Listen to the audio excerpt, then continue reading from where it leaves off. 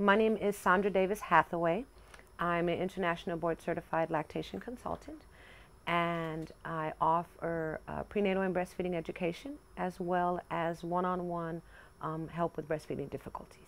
I have 4 children, 8 grandchildren, and 3 out of my 4 children are breastfed.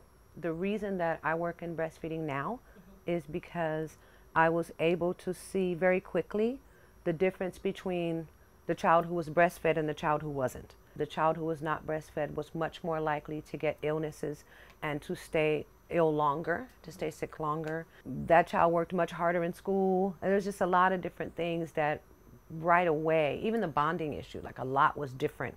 The reason I breastfed my first child is because my sister breastfed her child a few years before. And so once I had my first child, I automatically just did the same thing. You have a baby, you breastfeed. Simple.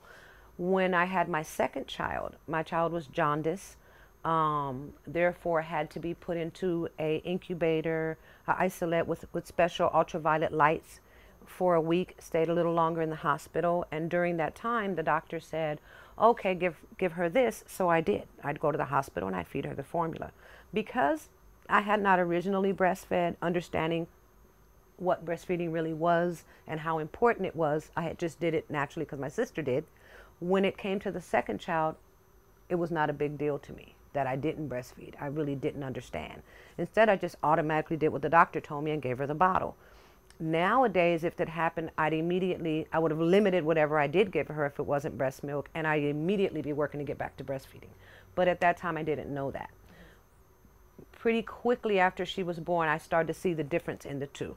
As far as she started getting sick a lot quicker, you know, she had eczema, allergies, asthma, things like that, where he didn't have any of that. And like I said, if she got a cold, she was sick for a couple of weeks.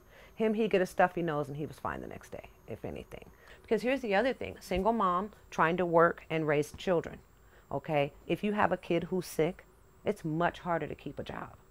So here I am trying to work as a young woman and raise my children. You know, you take them to school, you want to go to work, and you're trying to work, but guess what? Ring, your kid's sick, you got to go pick your baby up from school. You got to go take your baby to the hospital. Oh, I'm sorry, I got to go. And at that moment, you have to choose being a mom. Having had someone in my home who breastfed made me more breastfeeding aware, so I did it automatically.